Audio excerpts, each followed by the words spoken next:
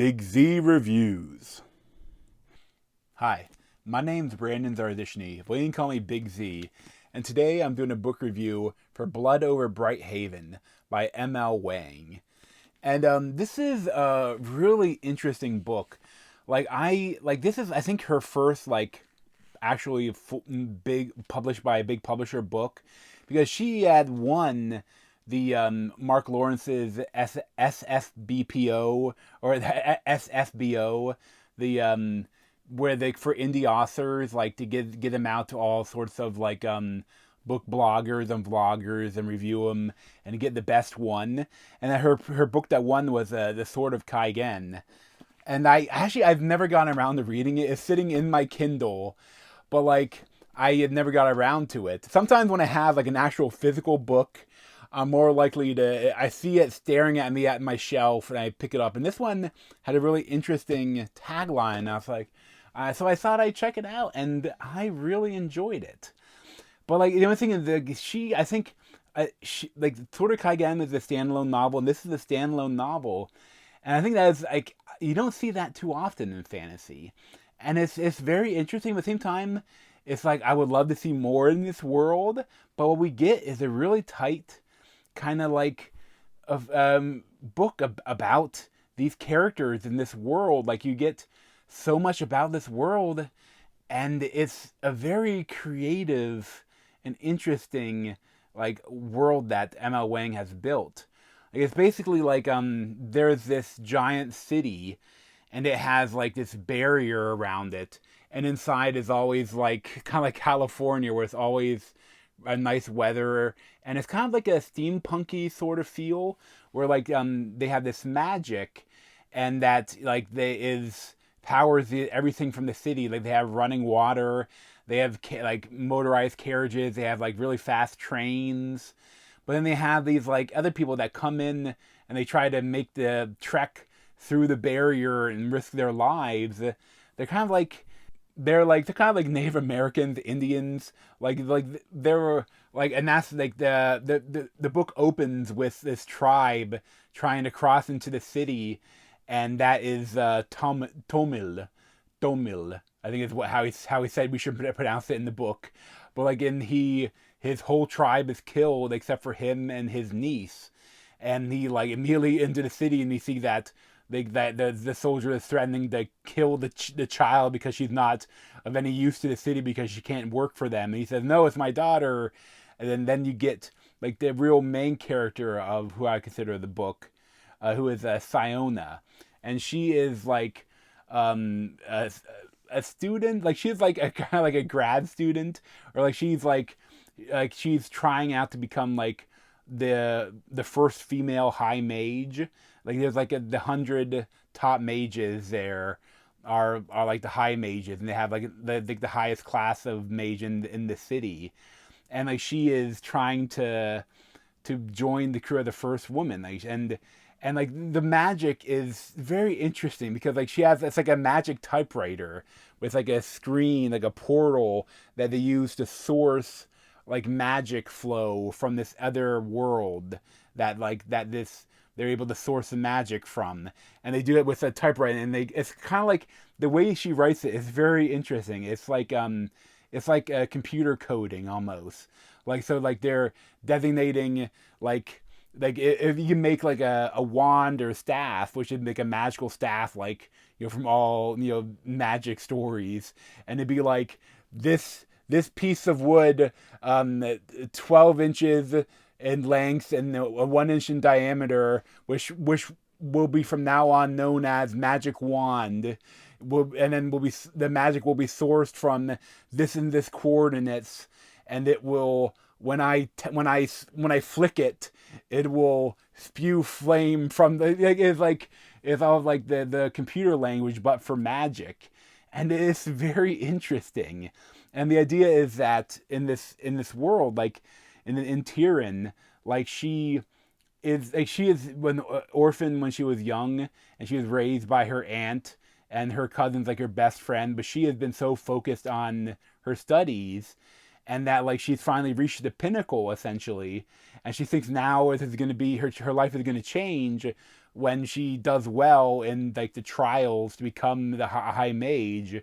But then immediately she realized, oh, it's even more of a boys' club than it was before, and they kind of belittle her because they're like she was essentially made a high mage because when she did her test, she was so good at sourcing a lot of energy for like one of the test things, and there's like an expansion project because they have a little bit of overpopulation, so they're trying to expand the bubble of the city and grow the city, so that so they have like a couple groups of people working on the project to get the most amount of energy for this expansion. And she and essentially they say, hey, they take all the students, all the other like under mages that will actually do a lot of the coding, the magical coding, and work for that. And they say, hey, how don't you have this janitor that we have here? Yeah, that's the only student you need. And that the janitor, of course, is Tomil. And like it becomes a really interesting and incredibly well written book. Like it's much more well written than most fantasy novels that you'll find. And I think this might have some of the best dialogue I've read in the fantasy book. Like it feels so real and feels so interesting because essentially when Tomil like becomes her assistant, like she's a genius and she doesn't mind. She works quicker not having to explain anything to anyone. But at a certain point she realizes that it would be helpful to have someone to work with, and like she teaches him about how the magic works. And like it's kind of like that's more our introduction to how a lot of how the magic works by her teaching him.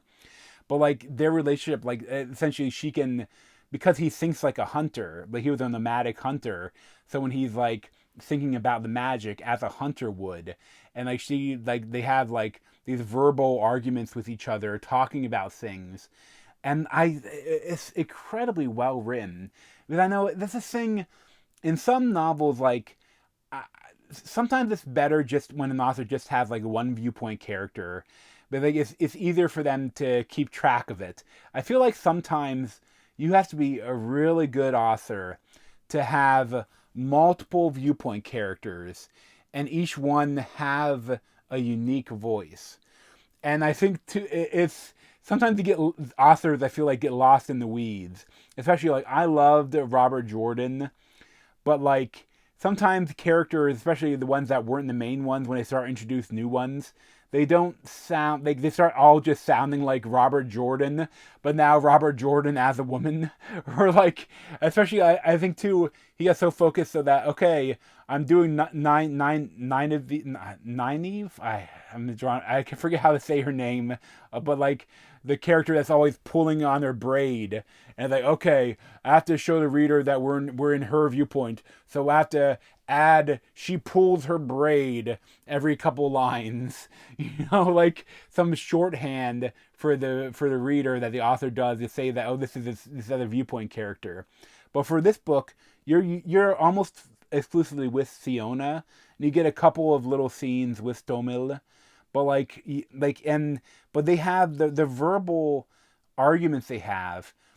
They feel like two different people. I feel like some when people have a dialogue in books, sometimes like it doesn't feel like a real conversation, but it just feels like a real conversation they're having.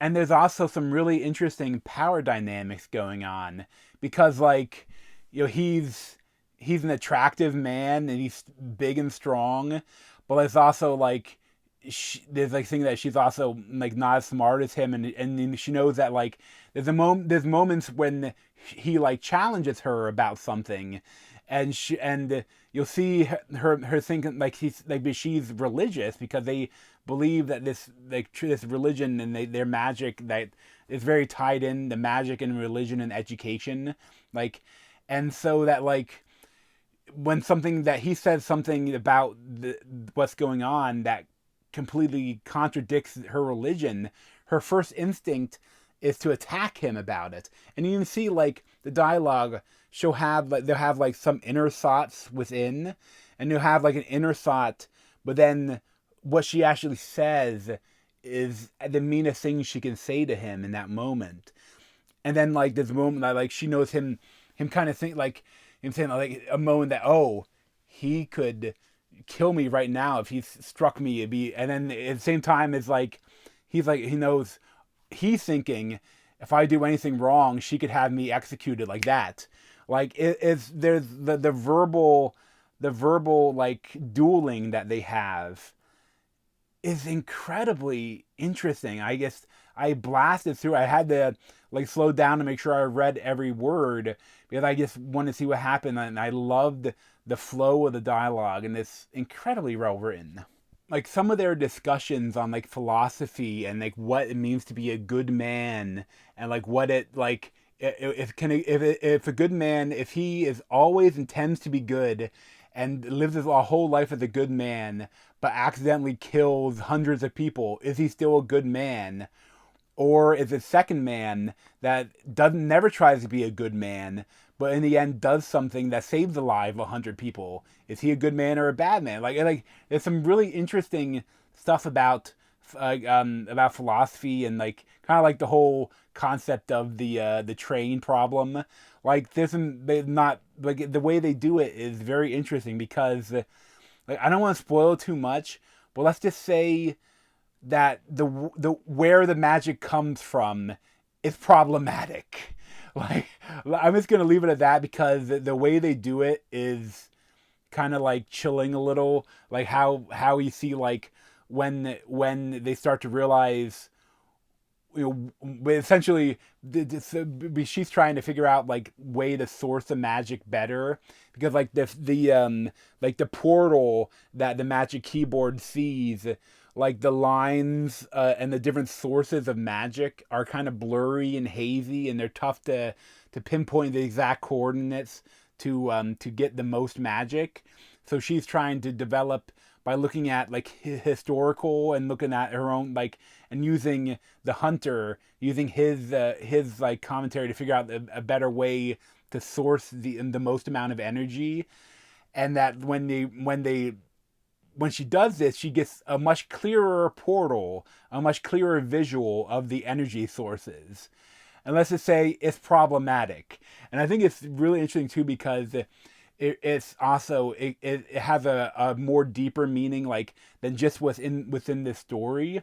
But like within the real world, how we like where we get energy, where we get like if you had to think like this phone I'm recording on, if I had to think that like the little hands that put together the phone, the miners that may be slaves that mine the rare earth elements and the gold and that makes up the different chips in it, and like every little bit's like if you think about every little thing that powers our technology, if we're able to see all the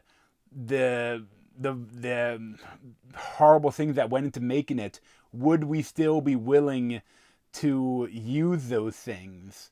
Like this book is honestly very kind of like environmentally conscious, and it's so interesting, but also again so well written, and like the characters like they have like they have like an attraction between them that was kind of like a Romeo and Juliet-ish thing where they're so different and it's never going to work out well, but do they still want to try to have a relationship?